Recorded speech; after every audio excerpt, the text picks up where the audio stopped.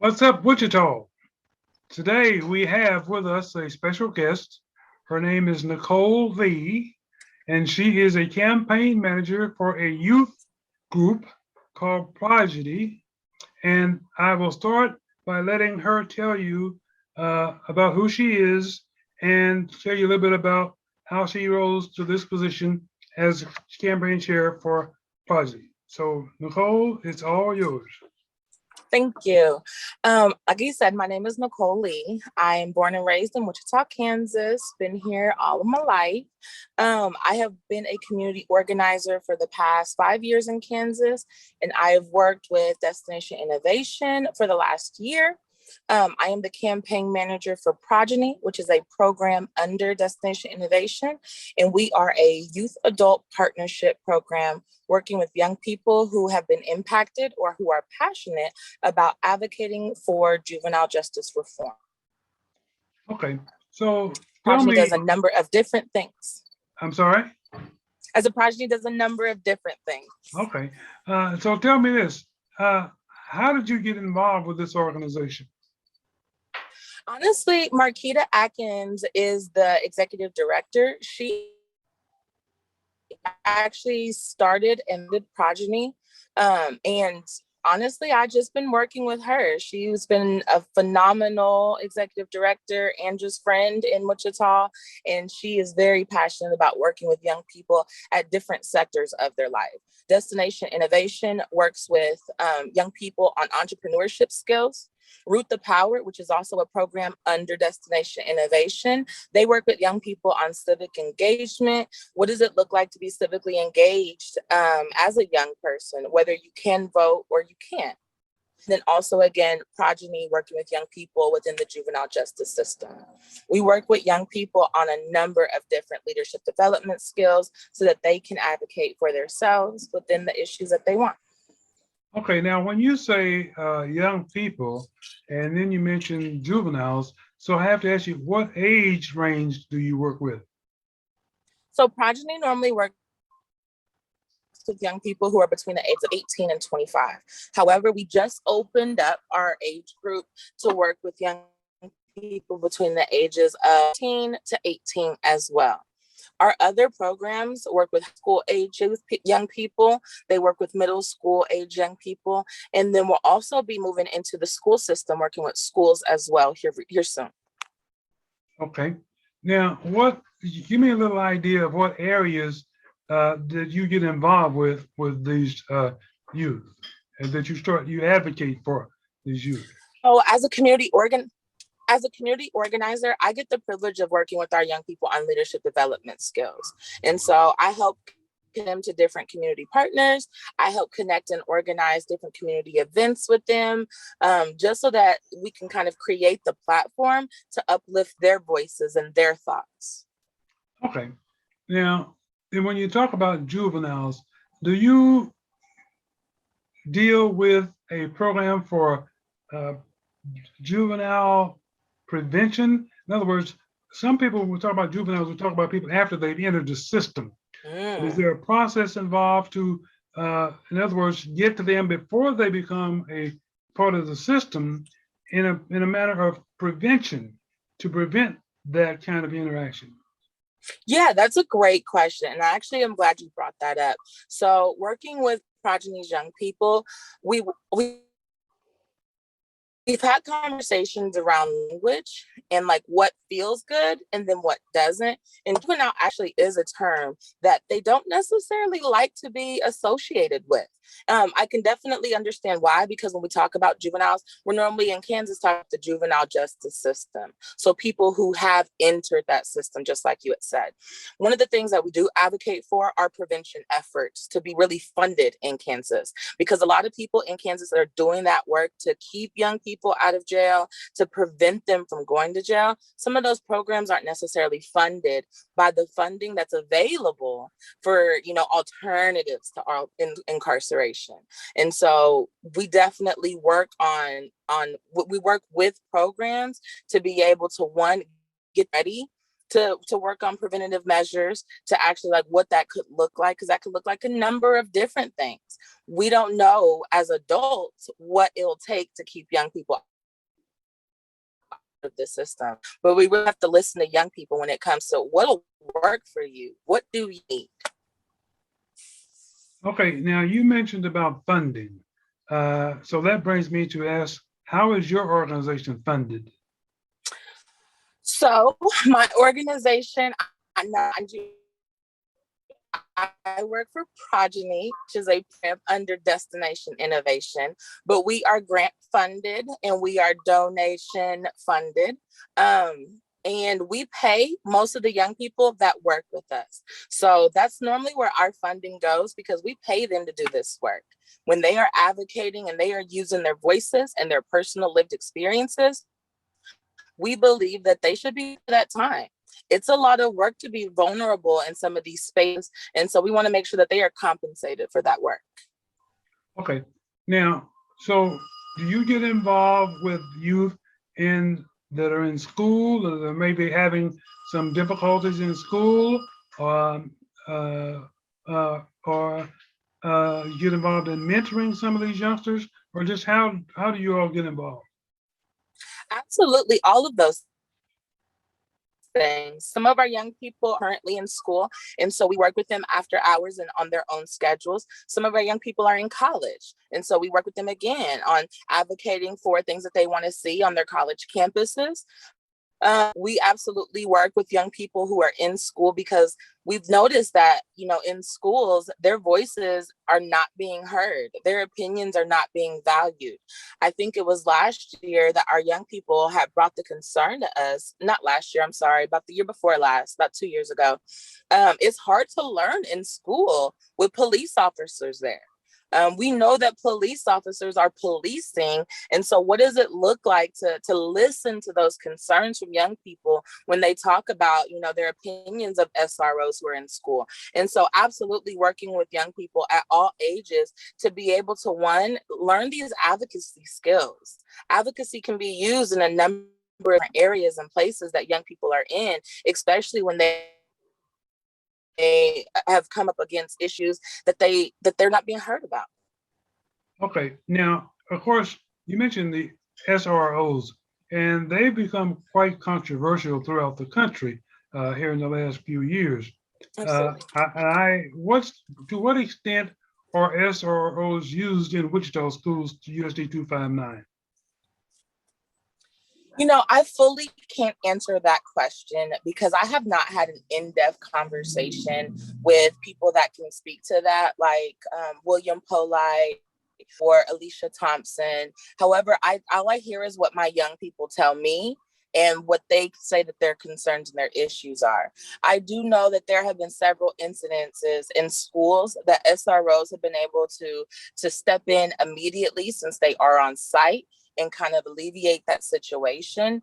However, when we're looking at the number of Black and Brown young people that are being sent to jail or that are being incarcerated from school, those numbers are concerning.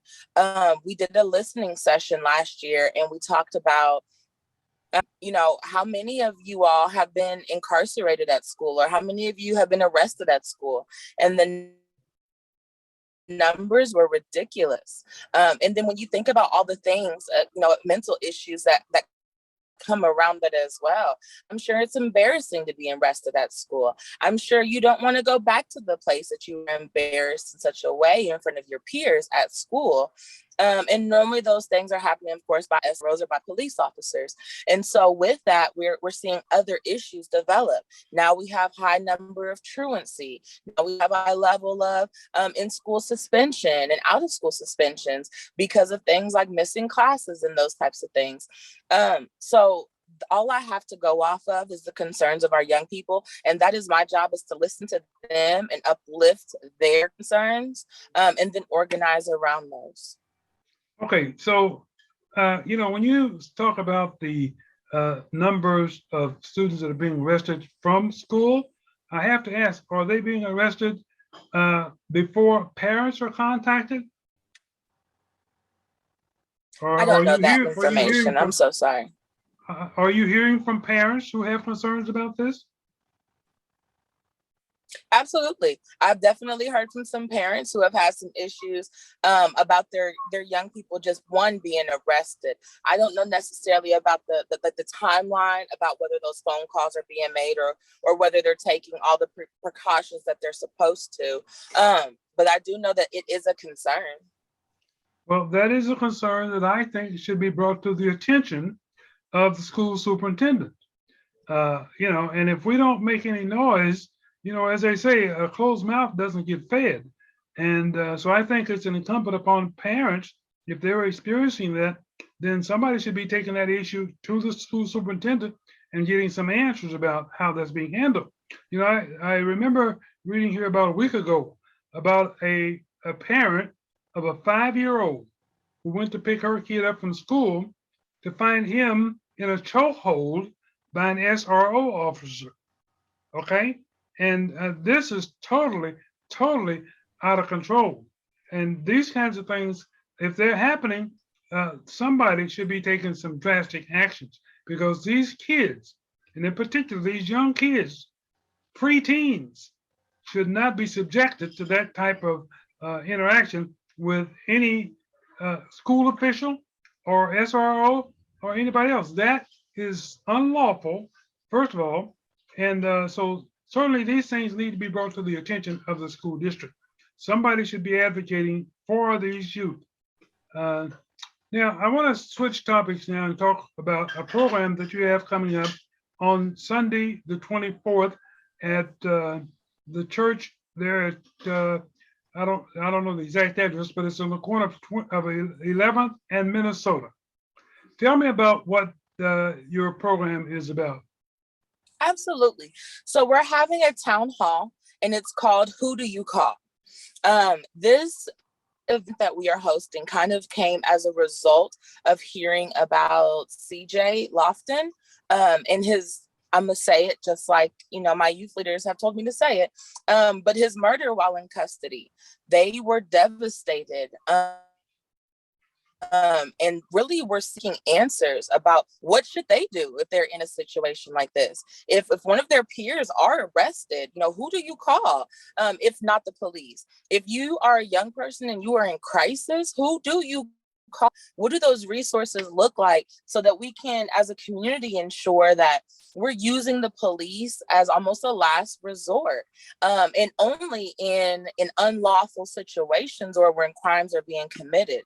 We want to make sure that the community has the information of the resources and services that are available to deal with crises when young people are having them or experiencing them. We've seen a lot of different things going on in Wichita here recently, from school shootings to, of course, the number of shootings just within our community and the number of deaths. We also have COVID that has an impact on our young people showing up in spaces the best way they can be. And so what are those resources that are available for family and community to help our young people and to keep them from going to jail and to keep them in our community thriving? And so we wanted to have those resources available in a central location, and wanted to also be able to have a conversation with community and with lawmakers about like what resources are missing.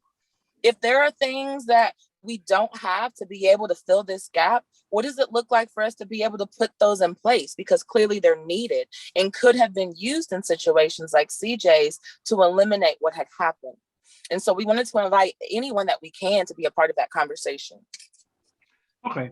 Now, two things I want to mention. Number one, you said that CJ, and we're talking about Mr. CJ Lofton. You mentioned that he was murdered while in the custody. And I just want to point out that there has been no official cause of death as of right now. We're waiting for that. And I think that the police officials have said that they're awaiting a toxicology report, which should help determine the cause of death. But that toxicology report could take several months, which I think is really a joke. And the second thing I just want to ask you is, CJ's case was reported to be not a criminal act, but a mental problem. And so, I have some questions about who should have been the first responders in that case, whether or not that should have been somebody that could offer mental services, or that should have been somebody wearing a badge and a uniform, which could pose another problem in itself. But so, in other words, when you at your event is open to the public, is that correct? Yes, it is. Okay, and will you have people there that can offer uh, mental health services, as well as how the police should be reacting to these types of situations, what the public, the parents should know, who to call, what to do in a situation when they're experiencing a problem with their young adults? Will those services be offered? Absolutely. Progeny along, absolutely. Progeny, along with a lot of other organizations and individuals, put together a community letter that we submitted to the city and officials and really decision makers about, you know, what we wanted to see within the CJ Lofton case.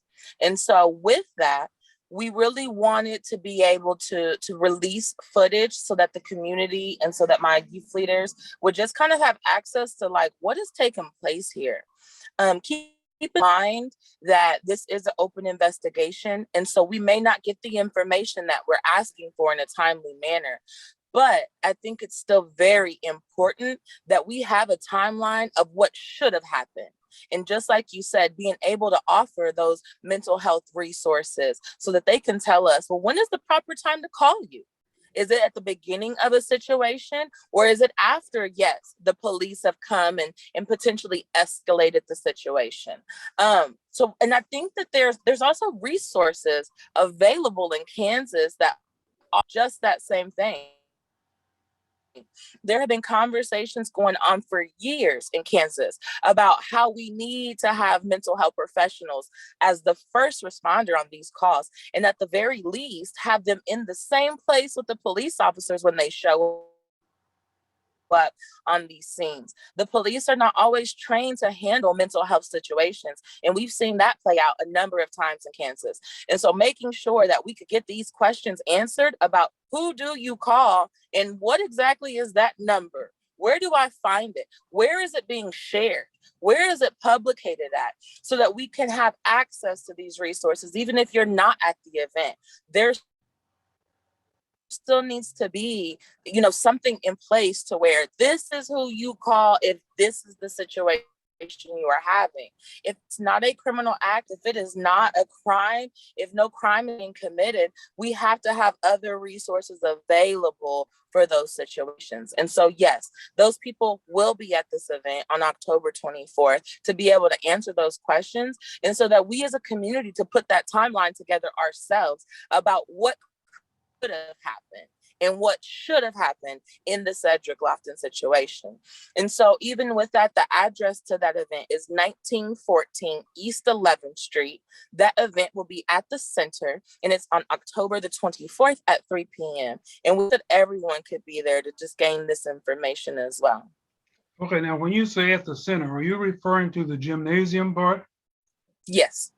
Okay, and what are the hours? What time will your meeting begin? We'll be there at 3 p.m. That's when the event starts. Okay, and have you invited someone from the police department to be there? Absolutely. And have you invited someone from the mental health facility to be there? A number of mental health facilities. I believe we have several different resources that are available during business hours. And if you are not so much in crisis that you can drive to this location, we do have those services available, but sometimes that's not always the situation that plays out within our community. Sometimes we need hands-on, in the moment services that are available to show up wherever I am having a crisis. And so we want to make sure that all of those places and those people are available to be able to answer those questions about what that looks like. And if it's not something that we have, how do we push to get it put in place? Okay, one question I have to ask you is, have you made a request, your organization or you, to see the police body cam video of their initial approach?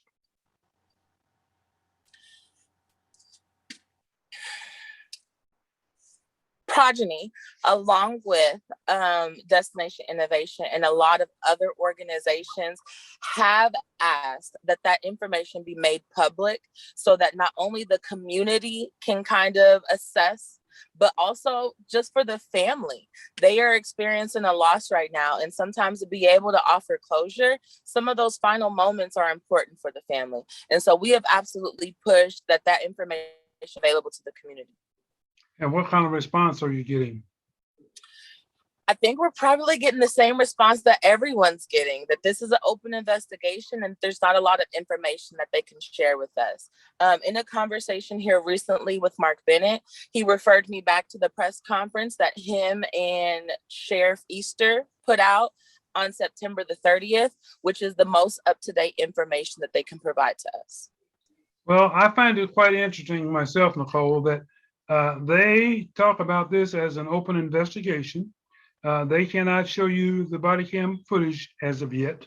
And yet 12 hours after they shot and killed a young man around 800 block on Terrace, I believe, and shot him after he had thrown his weapon, a gun, on the bed and was shot. And within 12 hours, they could show us the body cam video of that incident. Now here we are going on, what, it's been over 3 weeks, CJ, and they cannot show the body cam footage. These are both open investigations. What's good for the goose is good for the gander. Something's wrong here. There is a difference between those cases. However, my law background is very limited. I do have some, but it is limited. However, if we know the cause of death, which is in that first situation, is a gunshot wound. We know that that's how that person died. That information can be released just a little bit quicker, which is the city is under some hot water right now. So I'm sure that they were eager to get that information out to the community so that we could see exactly what happened and who was at fault in that situation. And we immediately found out. However, with the situation with CJ Lofton, we're not exactly sure how he was murdered. So the death is kind of unknown to us. And so because of that, yes, there is a toxicology going on. I am personally questionable about the length of time that it's to conduct a toxicology. I've had to wait on results before and it's never been this long. However, trying to be patient and making sure that we can get that information. But I'm hoping that as soon as that information is released, then we will be able to gain access to the footage. But I definitely understand the concern about them releasing the footage in one and not the other. But just trying to be patient, understanding that there is a process and some of those process steps I'm not always aware of, but the community is very concerned and is definitely pushing for that information to be released. Okay. All right. So you will have your town hall meeting, as you call it, on October the 24th, which is a Sunday, and it starts at 3 p.m. And it's at 1914 East 11th Street in the gymnasium of that church. Listen, I want to tell you this. First of all, I'm glad to hear that there is an organization such as yours that is advocating for our youngsters and our youth. As you well know, we've seen an increase in violence regarding our youngsters, and I'm talking about as young as 13 or 14. This is unacceptable, but I think some of these individuals are reaching out for help and they're not getting it. And that's a big problem. So I'm very glad to see that your group is providing some type of services. I hope many people and hopefully more people will be aware of the services that you offer and take advantage of it going forward. So I'm hoping to see a large, sizable crowd at your event on the 24th, and I will be there. And I want to thank you for coming and sharing some time with me today to talk about your organization. And we hope to be talking with you more in the future. So thank you very much, and I appreciate your time. Thank you so much. All right, have a good day. You as well. This program is brought to you by Computerized Auto Search.